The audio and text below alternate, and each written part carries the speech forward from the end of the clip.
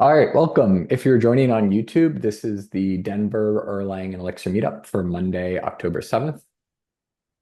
My name is Michael Lubis. I'm the founder of Praxis.io. The company is sponsoring this meetup. It's a security software for developers. Elixir was the original language supported, so it's the best Elixir support you can get, really. And there's also RHEL support now, recently launched. So the main event tonight is Chris Nelson's talk. It's extending the reach of Elixir with LiveState. He's the co-founder and principal engineer at Launch Scout, and I'm very excited to introduce him. So I have been doing Elixir a pretty long time.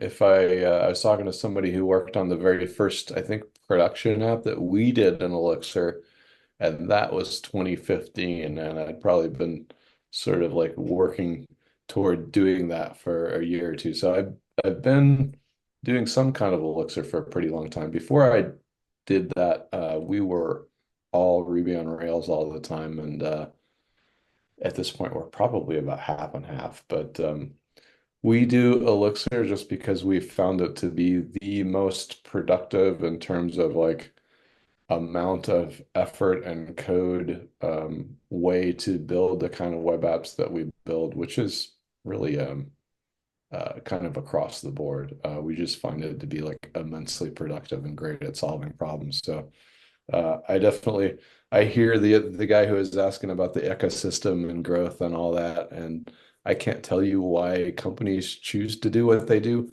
but I can definitely tell you our experiences. Like Elixir is absolutely like the best way to build apps that we know of, and when something else better comes along, we'll switch to that.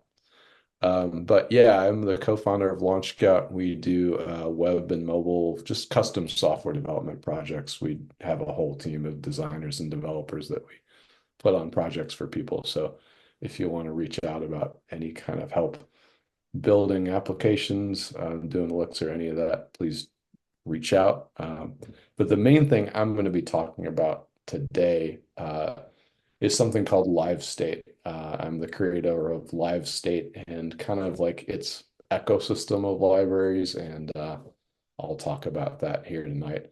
I'm also a big fan of apprenticeship. We have a software development apprenticeship program. We don't have any apprentices actively right at the moment, but certainly I would love to talk about that with anybody who's interested. Um, the question of like junior developers doing Elixir, we've had many apprentices that started with us that Elixir was their very first language, and they have been doing great work and are immensely productive mid and senior level developers at this point. So it absolutely 100% can be done. And I think it's a great first language. So let's actually jump into the heart of what I'm going to be talking about today. And that's something called live state. And the core idea of live state is it's about letting you use Elixir when your app isn't served by Elixir. And what are the scenarios that might lead to that? The main one that started my journey was the idea of embedded apps. And apps are applications that you're building, but they're designed to live in somebody else's website. So let's say you're making a SaaS product and there's some component of that SaaS product that you really want to be like an embeddable experience in somebody else's website. And that customer might host their website on whatever, it might be WordPress, it might be Wix, who knows?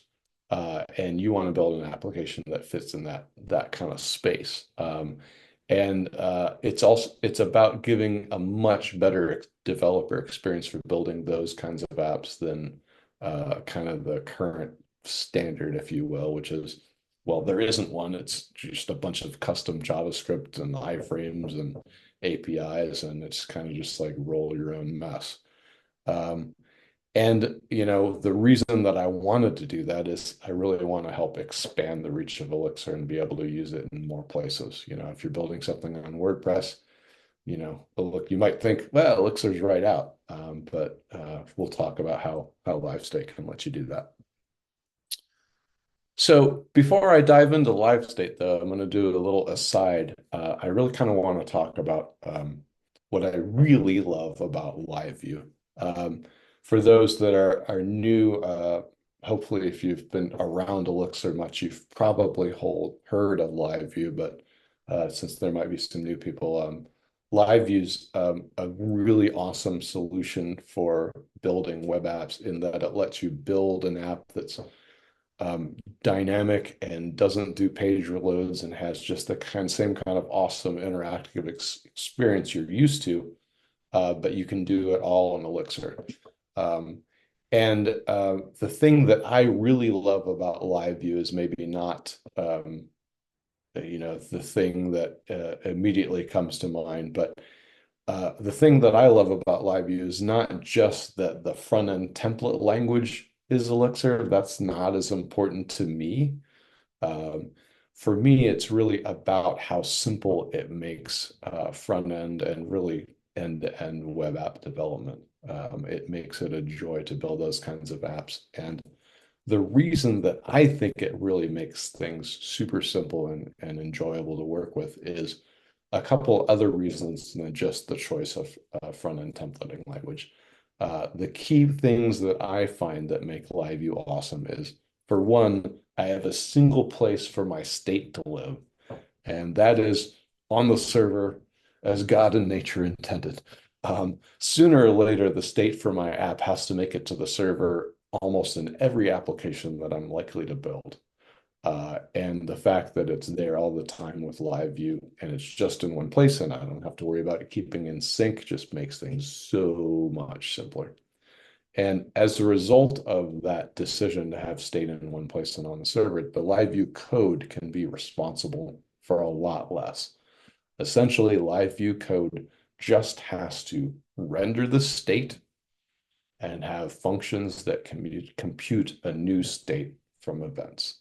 So it's mainly just those two things. And so my idea, and I got to move the zoom out of the way because no, it's right in the way. Okay. I hope you guys didn't mind being dragged over to the side. Um, so my idea with LiveState is essentially, what if we could use the same pattern of LiveView, but use it in more places? Could we keep our state in Elixir, but still keep our front end super, super simple? And now it won't let me switch slides. Okay, good. Sorry about that.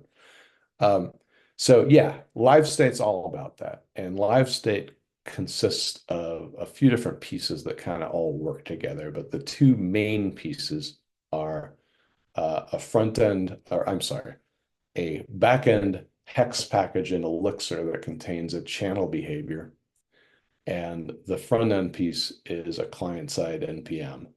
Uh, both of these two things really, though, are mostly just thin wrappers around Phoenix channels. Phoenix channels are the key thing that's doing most of the heavy lifting. LiveState's mostly an abstraction over Phoenix channels. And it basically lets your front end send events and subscribe to state updates. And we'll see this work by example here in just a minute. Um, I saw that there were definitely jump in along the way if you have questions. I'm not gonna like keep an eye on chat the whole time. So if somebody like has a question they want to jump in with, just ask me out loud. Um, so let's talk about the server side code first. That is the live state hex package. And that, like I said, has a channel behavior. So in your channel, you would use livestate.channel. And then by using that behavior, you have a few callbacks to implement. And by design, these callbacks are designed to look and feel a lot like the live view callbacks that you would implement. You have an init3 that computes the initial state when somebody connects to your application. And then you have the handle event callback or the handle message. Handle event is I have an event being set up from the client, and handle message is the usual that process is responding to a message from another process. On the front end, I have the PHX LiveState NPM package. Uh, and it's kind of like designed to work like, I don't know, like an onion maybe. It's got like layers. It's got layers of increasing levels of abstraction. There's a lower level live state API where you have a live state instance that you can create that connects to the back end. Above that, there as a like an increasing level of abstraction, there's a connect element function. Um, the live state kind of like lower level API. Above that, there's a connect element function, which is designed to let you wire up a custom element. And I'll talk about like why I think that's a really great choice for building these kinds of apps. Uh, but it'll let you sort of like connect an element instance to a live state channel. And then kind of like alternatively, but kind of to do the same thing, there's also a live state TypeScript decorator if you're using TypeScript that will let you declaratively annotate a custom element class. A little bit more about the front end library. The way that the way that it's easiest to have events work is custom events can be pushed to the channel backend. If you haven't seen custom events, they're built into your browser and they just let you have DOM events that have a payload that you define. And so they're really great ways to basically have your front end emit things that happen. Um, the other couple of things to point out about the front end library, state changes rather than sending the entire state down every time something happens, state changes are sent as JSON patches. So one common question is like, do I, every state update, do I get the whole state? No, out of the box, it's going to compute a diff and just send the patch with the new state updates. It's using a version to make sure that messages don't get out of sync as it sends those patches. Um, Interestingly, I've never actually managed to make that happen because under the covers, Phoenix channels also is really good at making sure that messages arrive in order. But kind of a belt and suspenders approach. I also double check on that.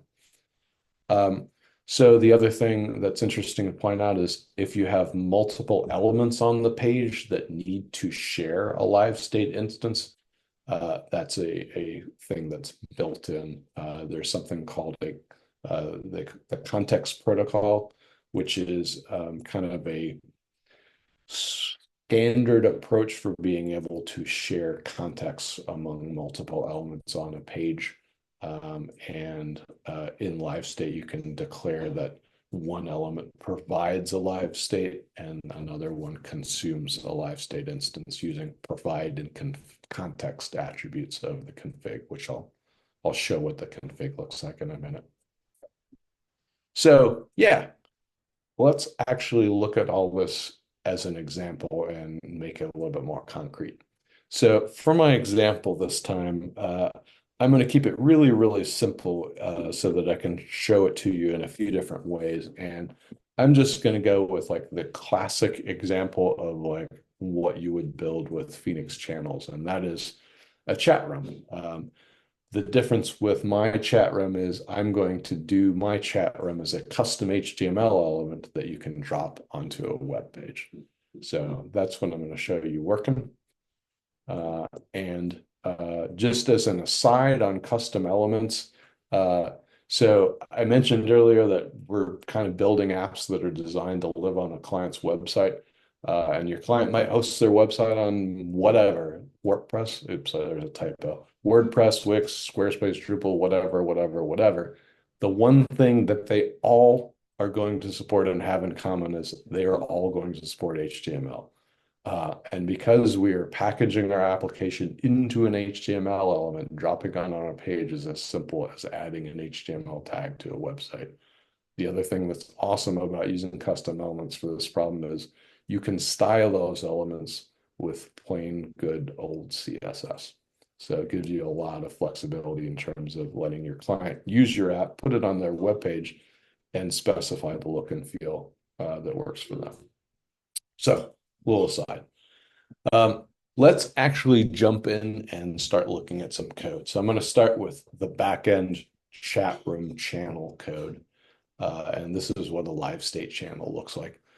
You'll notice that you use a LiveState channel behavior.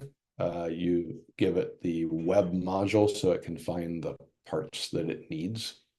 And then after that, you just implement the callbacks. The first one is the init callback, and init is essentially a stand-in for join and normal Phoenix channel. That's what it's going to call under the covers. So init is going to get passed the same tuple that join gets. You get the name of the channel. In this case, I'm saying it starts with chat room, and I want room as I'm just going to assume that room is the rest of the channel name. And then params and socket, which in this version of the callback I don't need, so I'm just ignoring. In my channel, what I'm doing is like when a new user connects to the channel, I'm going to subscribe the process that is their connection to the chat room pub sub. And then this process is now going to be listening for any chat messages that come into that room. Finally, after that, I'm returning the state itself. And in my case, what I'm saying is like I return an OK tuple, and that second element is the state.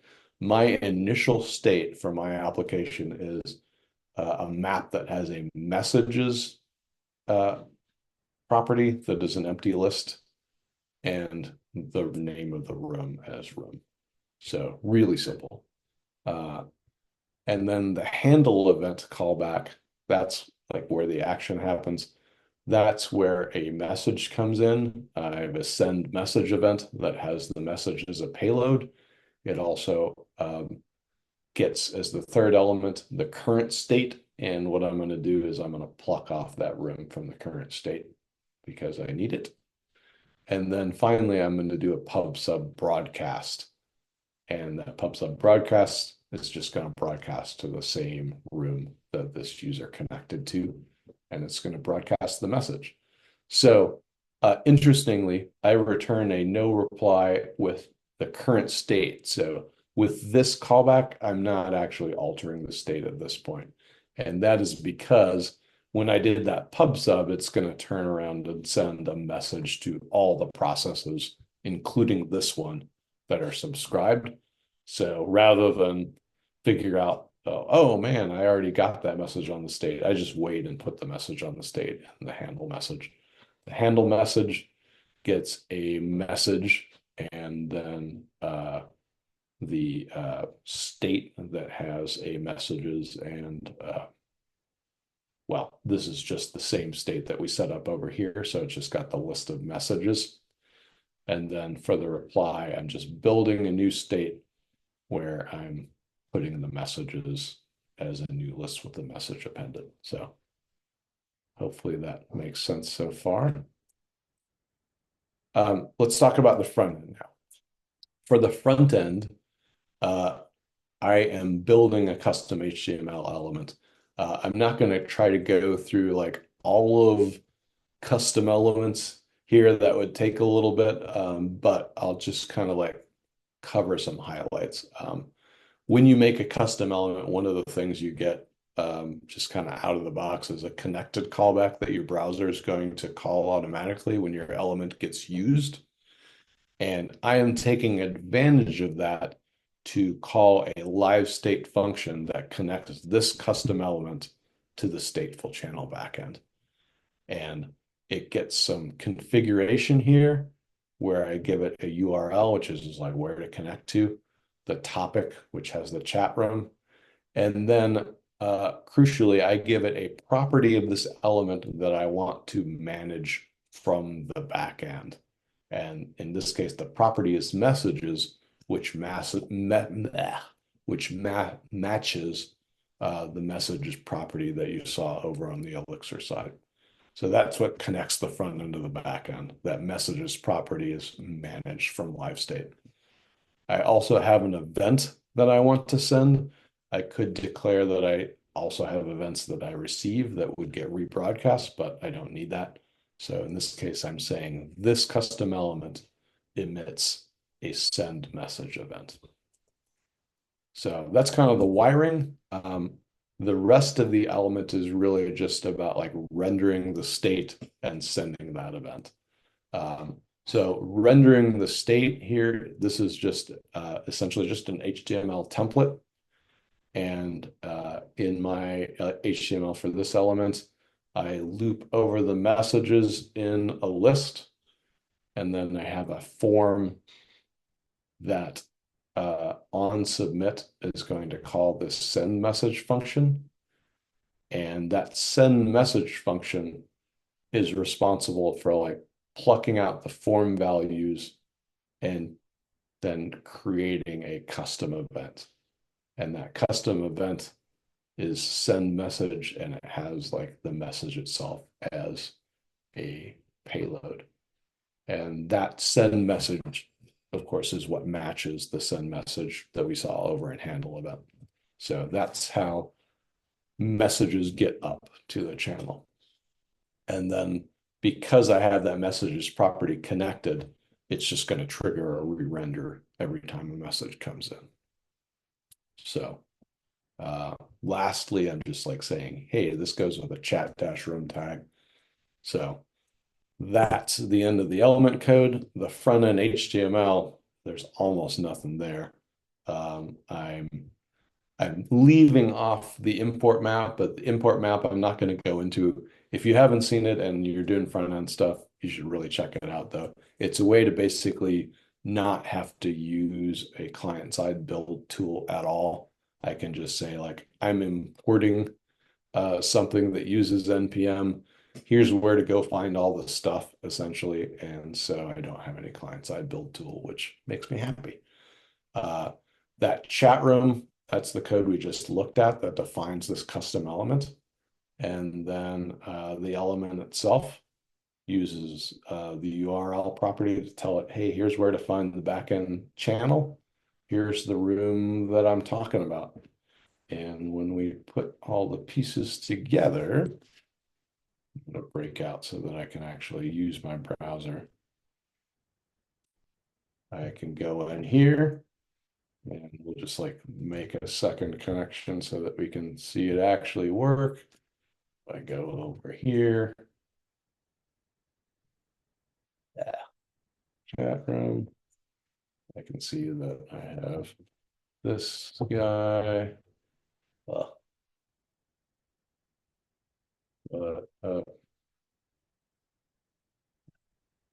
That guy.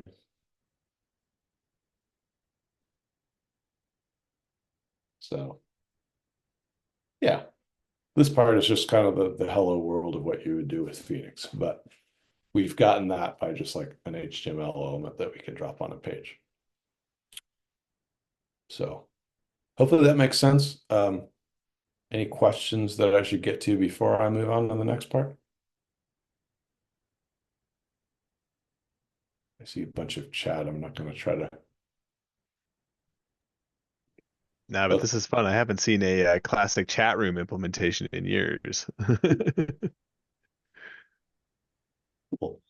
Well, there's more chat than I can keep up with, so I'm going to keep going now. Yeah, I think you're fine as far as the chat goes. We'll elevate to anything that seems relevant for you at the time. We'll make sure we bring it up and interrupt you. Otherwise, yeah, you're safe. Cool. All right. Yeah. Good. I just didn't want to like lose track of something where somebody was lost.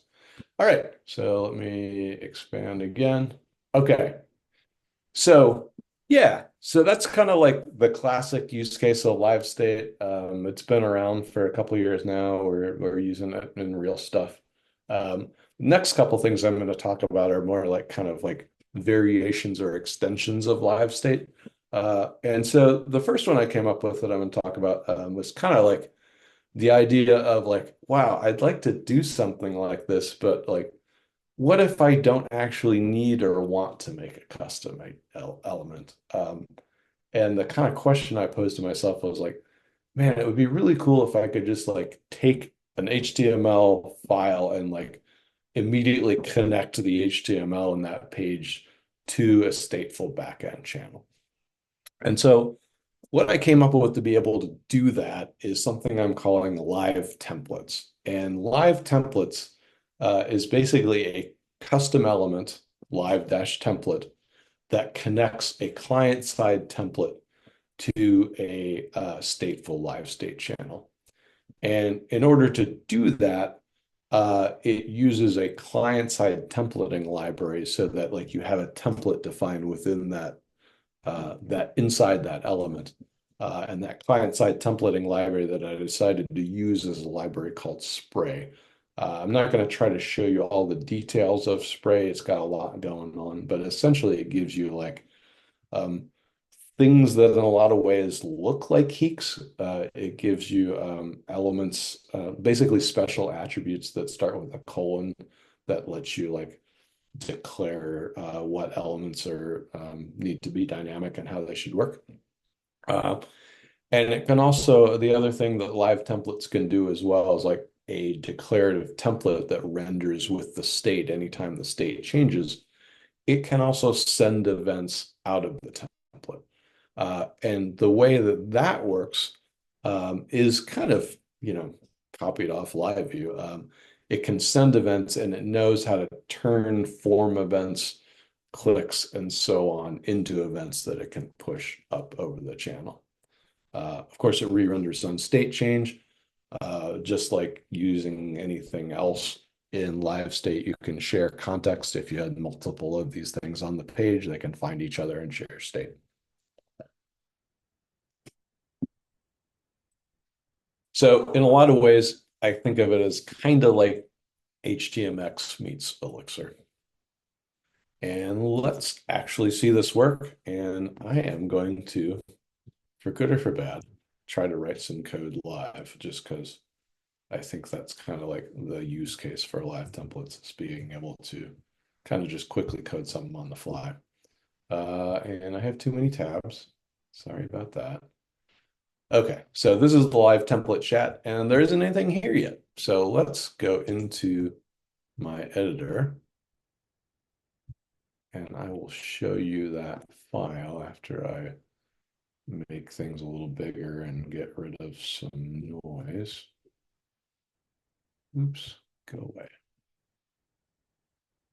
Okay, so here's what's in that file we just saw.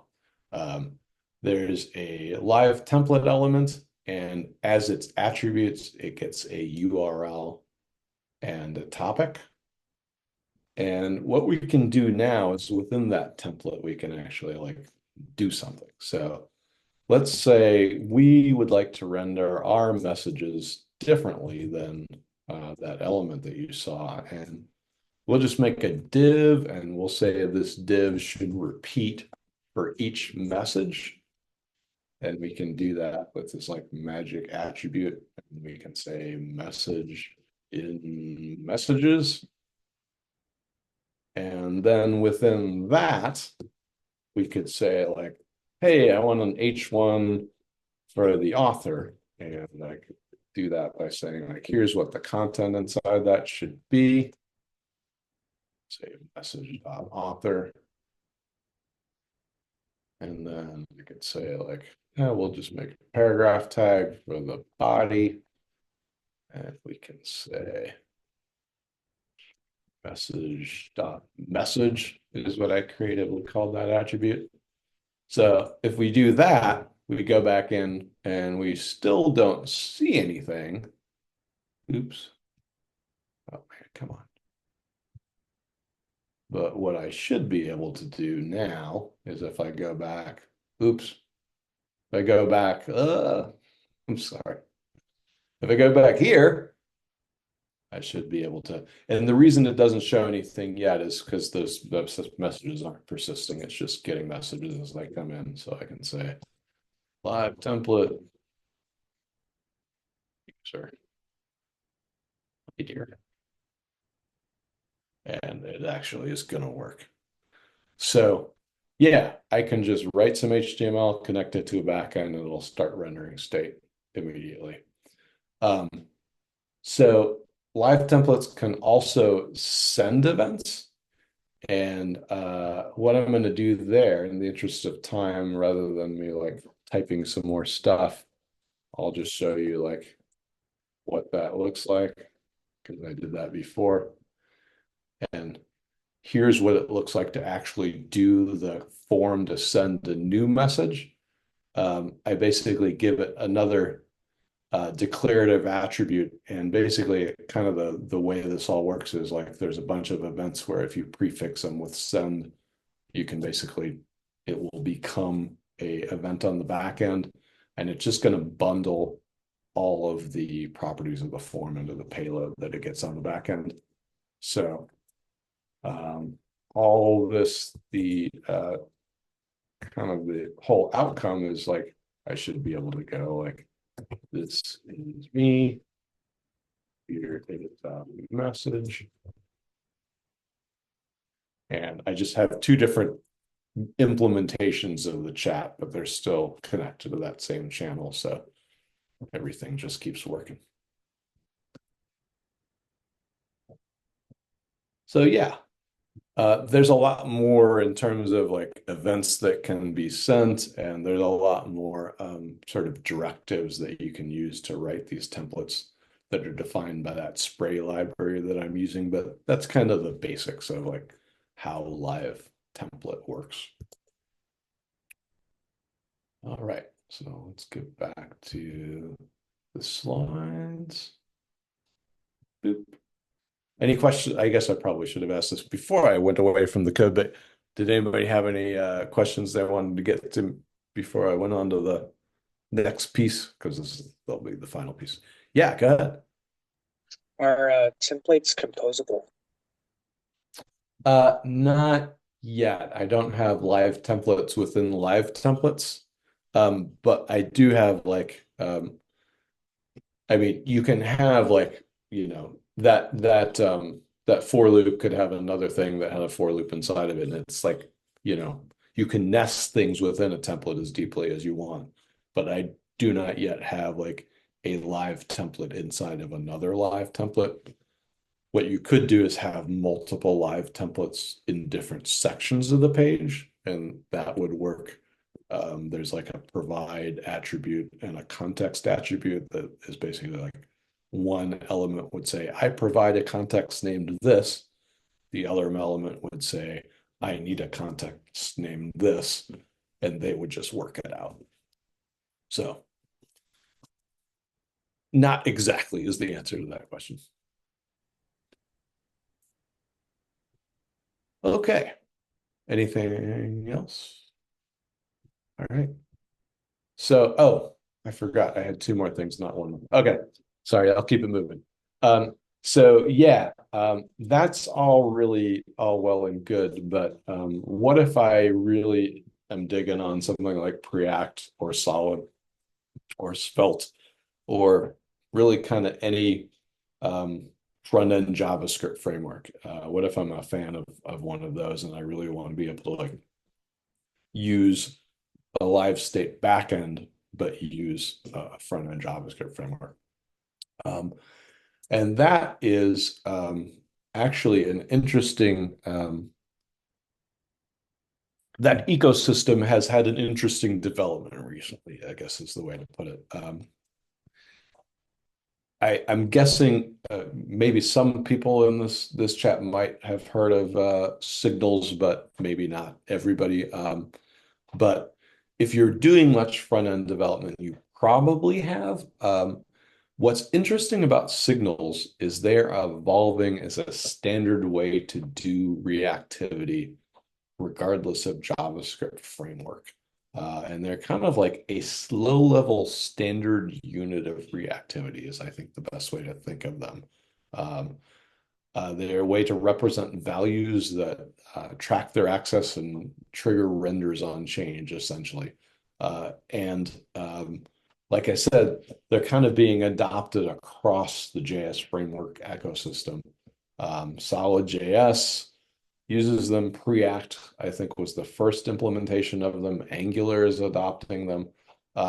Unfortunately, like they've been adopted as an idea, but like each framework kind of came up with their own slightly different implementation initially.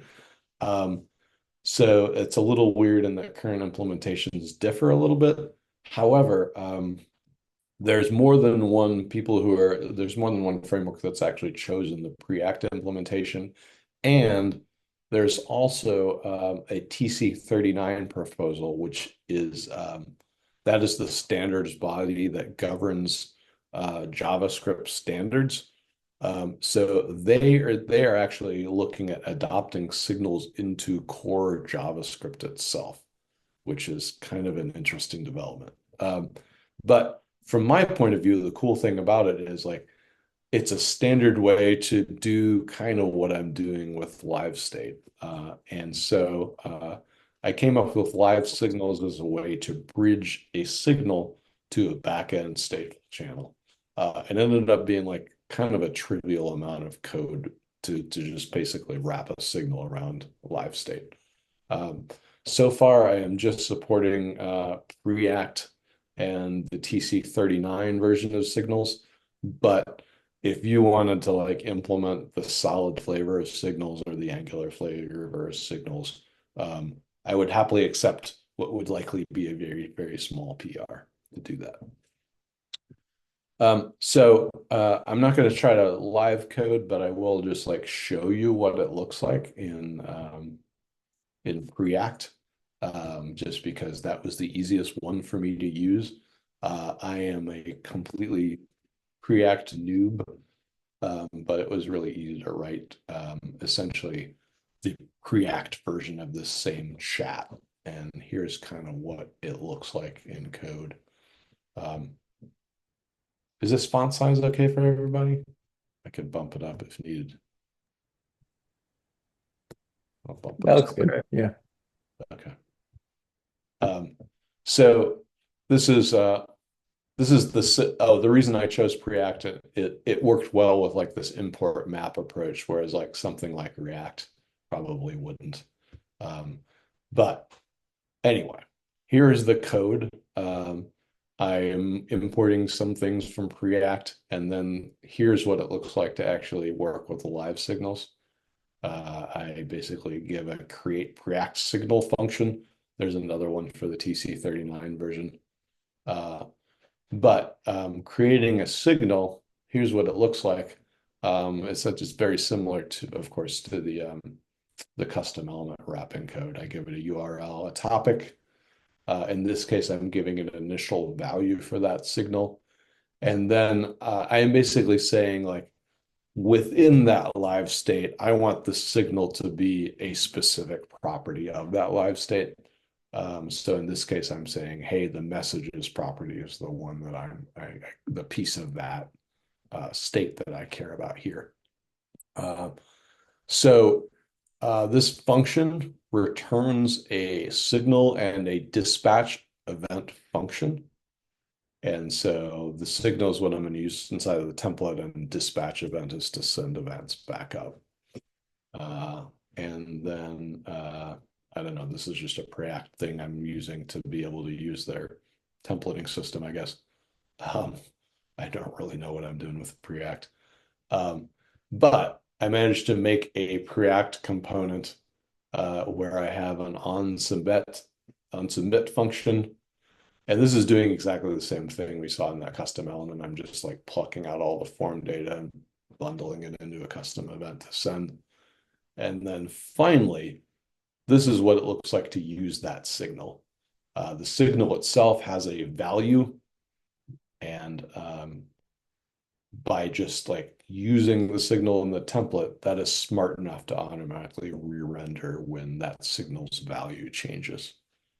And so that's kind of the end of the code. I have a form that is bound to that onSubmit guy, and then the signal just knows to re-render on changes.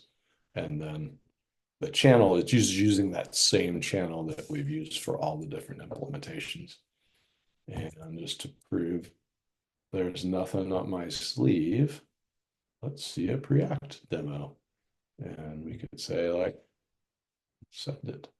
And it's going to get it over here. And we can say like, I'm a Preact, whatever that is. And so, yeah, they all just talk to each other because they're all using the same stateful channel at the back end.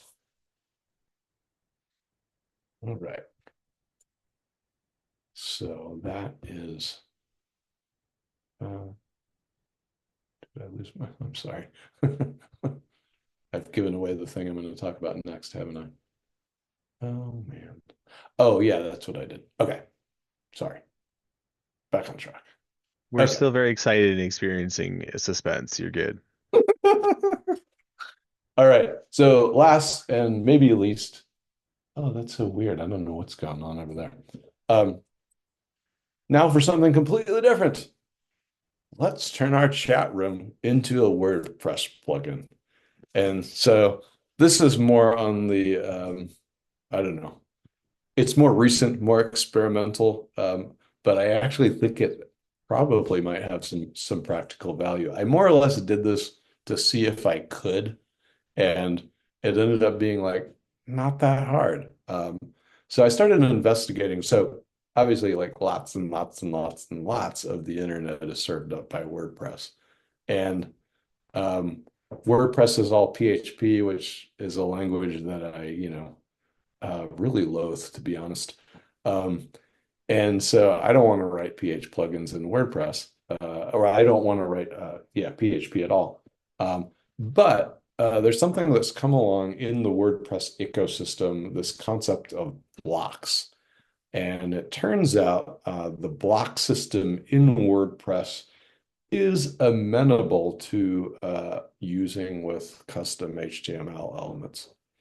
So what I did was I took my chat room example and I wrote a WordPress block that wraps that chat room example. And I think this time I'll go like demo first, but we can absolutely look at that code as well. So if I hit escape here, and I go back into my browser, we can see that I already have a WordPress admin laying around. And if I want to add a new page to my WordPress site, and like, I don't know jack about WordPress, I'm just stumbling around. But this thing comes up and I want it to go away. So, hi, Denver, Elixir. And because I've like deployed this as a WordPress block, what I can do is I can say like, I want to add a chat room block. And what it's going to give me, and this UI I did have to code. I'll show you what the code looks like. It's not too bad. But like if I define the URL and say Denver Elixir, and then like I'll just save it as a draft, I can actually view the page, and sure enough, I have that same little guy, and it'll start just like working. It's WordPress. So yeah, and because it's just a custom HTML element, that's really what makes it so easy to do this kind of thing. I had to write a UI to plop it on the page and grab those attributes that you saw in the WordPress UI. But essentially that was most of it. It wasn't that bad, to be honest. And I didn't have to write any PHP so far. So that's a good thing in my book. I'm happy to show some of that WordPress block code, and if people are interested, but I also have a blog post where I go through it in like tons and tons of detail. So I'm probably over my allotted time. So I will stop there, but I'm happy to field questions and talk more about whatever anybody wants to talk about. Awesome. No, thank you so much, Chris. This is great. I'll stop the recording so you can go to questions now. Okay.